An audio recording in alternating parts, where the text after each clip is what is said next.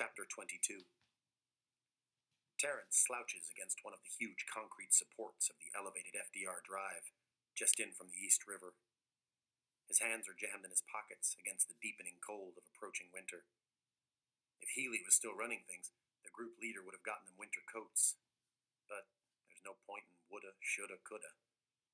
Anyway, if tonight goes well, it won't be long before Terrence can afford the warmest coat in New York. Mink, even. He betrays no discomfort, though, or even the excitement that everything he's worked for is about to come through.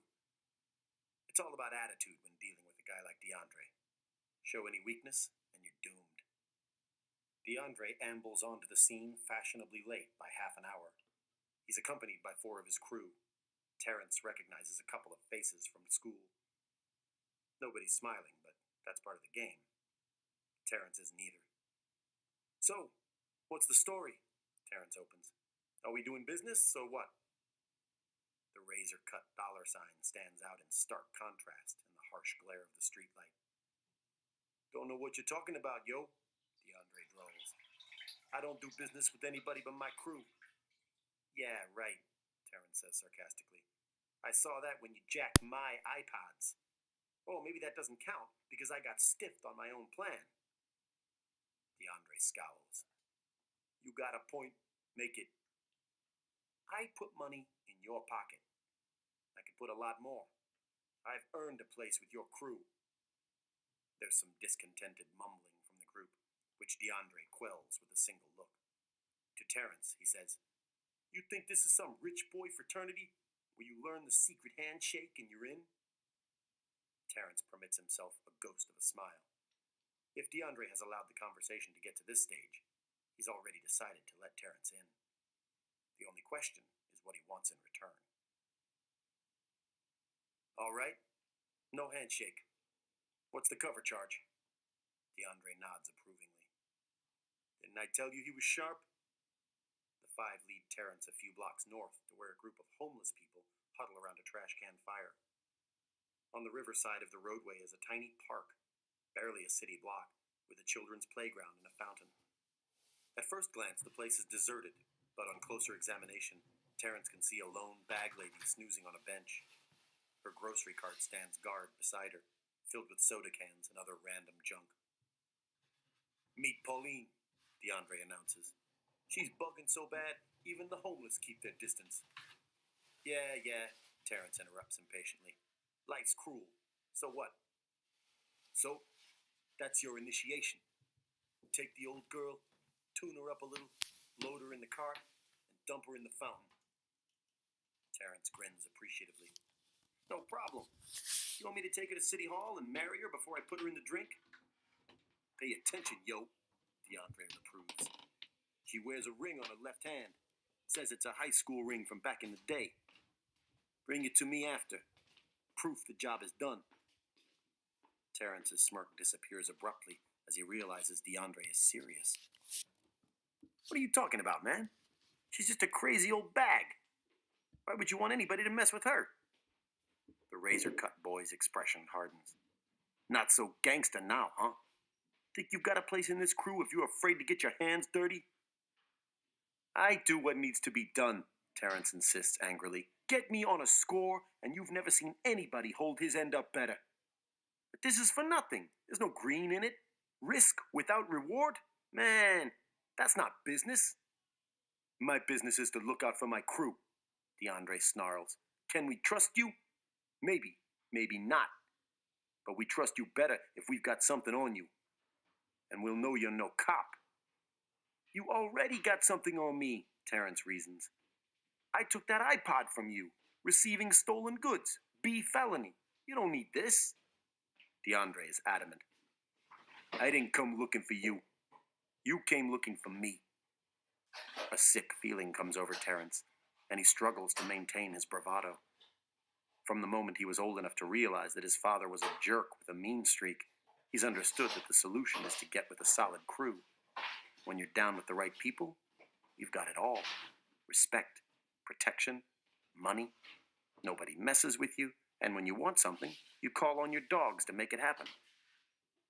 His mind revisits his very first day at Alma K. Walker. DeAndre, fencing cell phones in the can.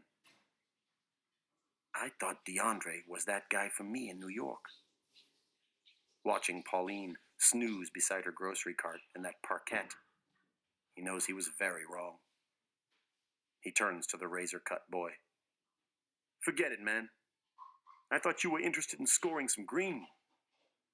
DeAndre's perma-frown turns ugly. Maybe where you come from there's do-overs, but this isn't something you take back.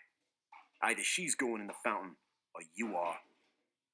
Involuntarily, Terrence retreats a step. DeAndre is triumphant. You're nothing. You're all about picking locks and snatch and grab, but you can't handle the heat that comes with it. It's a package deal, yo.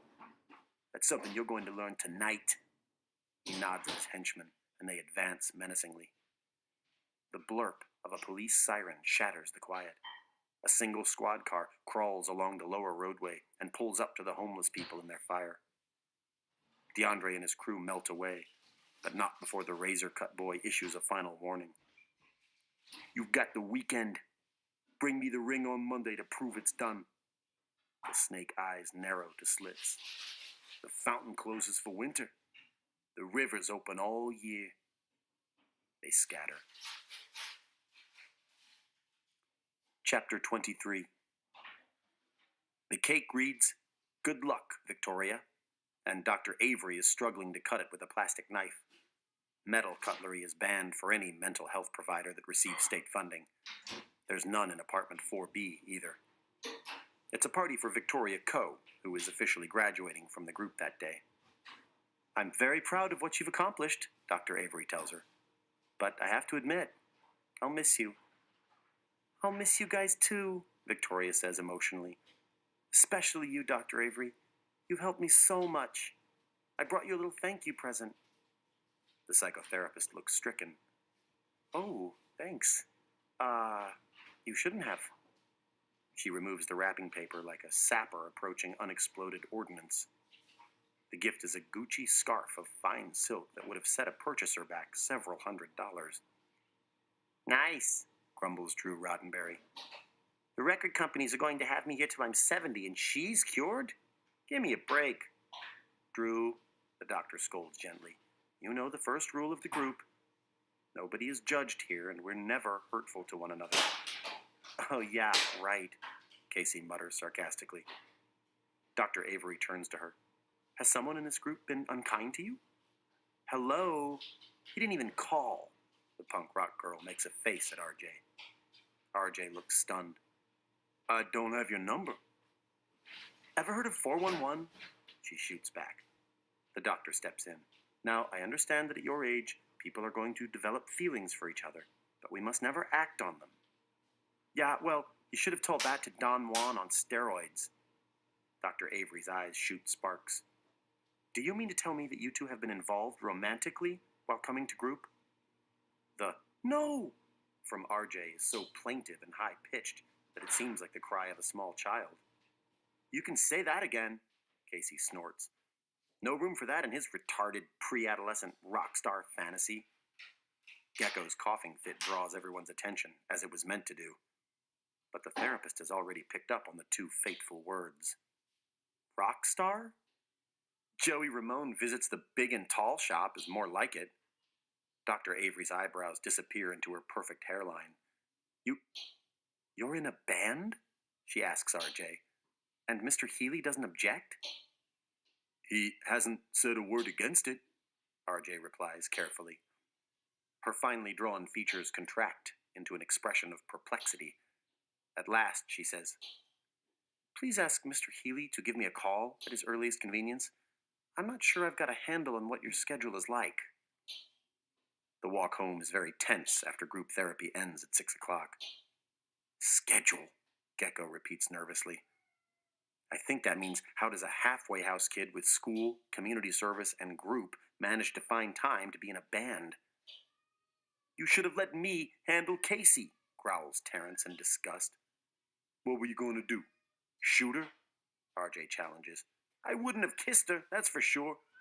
One round of tonsil hockey, and she's psycho 'cause you dissed her. Was it worth it, Casanova? This girlfriend thing is the third rail. I told Romeo the same when he started dating the First National Bank of what's-her-name. Gecko looks grim. Well, you don't have to worry about that anymore. It's history. Daddy doesn't approve of me. RJ glares at Terrence. I had to kiss her. I couldn't leave her in the hands of a goon like you. Terrence grabs the bigger boy and wheels him around. You know nothing about me, man. You killed somebody, and I'm a goon? I'm in a lot of trouble, and you know why? Because I'm not a goon. RJ is instantly alert. What trouble? Terrence clams up. Don't worry about it. My problem. Your problem is our problem, puts in Gecko. What happens to one of us happens to everybody. I'm supposed to tune up this old bag lady and toss her in a fountain where she'll probably drown or die of hypothermia, Terrence confesses. Gecko is horrified. Why? It's DeAndre, man. I've been trying to get with his crew. Don't look at me like that. I'm not doing it. And if I say no, I'm the next victim. RJ's face flames red.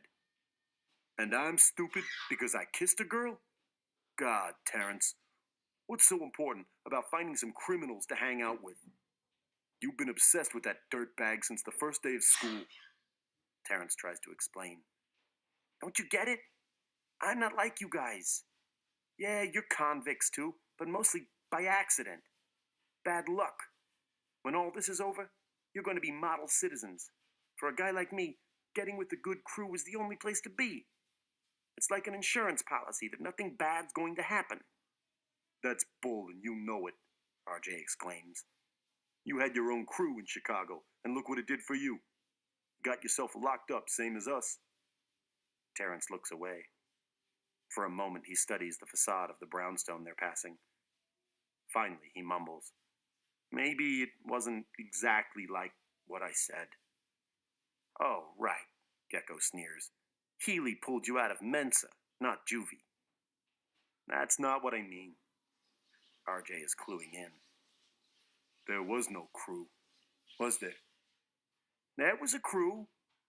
Evergreen Southside. My old man is a mean streak hooked up to a 50-kilowatt speaker. You hear his big mouth a block and a half away. You're a loser. He's a moron. She's a cow. Except when those Southsiders are around. And it's like he's at church, not a peep. God, I wanted to be one of those guys. He lapses into a melancholy silence. What happened? Gecko prompts. Terrence's voice is barely audible. They wouldn't let me in. I got good at everything they were good at, better than them. I was a one-man crime wave. Chicago PD doubled foot patrols in the neighborhood, but I was in the zone. I could break into maximum security lockup and jack the warden's false teeth. Not good enough for the Southsiders. Take a hike, kid. A gangster without a gang, RJ muses. Don't rub it in, man. So what happened? Gecko probes. I had to show them what I had to offer. I put together a score they couldn't resist. Planned the whole job for them. And you got caught, Gecko concludes. Worse. They pulled it themselves. Cut me out, then turned me into the cops. That was my ticket to juvie. And you did the same thing with DeAndre, RJ says wearily. Man, don't you learn from experience? I guess not, Terrence mutters.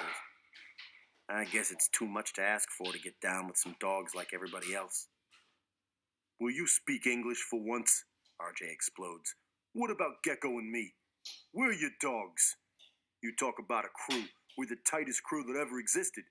We're together because we're all screwed.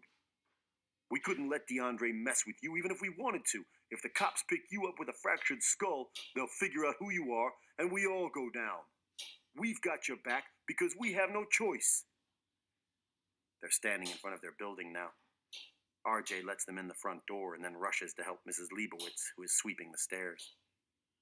She awards them a semi-smile and looks pointedly behind them at the empty space where Douglas Healy should be. He's in meetings all day, RJ supplies quickly. He certainly trusts you, she comments. That's because we're trustworthy, Mrs. L. She nods. You're a good boy, RJ, and those two are probably also okay, except maybe him, she indicates Terrence. He's a good boy, too, RJ assures her. I was very hard on you three when you first moved in, and I'm sorry. She peers intently at them. Am I wrong to be sorry? No, ma'am. You're not wrong. Once inside apartment 4B, they begin to breathe again. She's not going to hold off forever, Gecko comments. She wants to know where Healy is. We just have to keep our heads, RJ insists. There's nothing we can't handle if we stick together and don't do anything stupid. He hits the button on the telephone answering machine. Mr. Healy, it's Deborah Vaughn from Social Services. I'm sorry I haven't been able to get around to you sooner, but my caseload hasn't allowed it. I will be there on Wednesday at 9 a.m. for my evaluation. I've let the school know that the boys will be missing their morning classes. Your reports have been exemplary. Let's hope they represent the true state of affairs. When the beep sounds to end the recording, all three of them jump. Wednesday. 6 days. Chapter 24. Gecko has been to the hospital many times, but this is a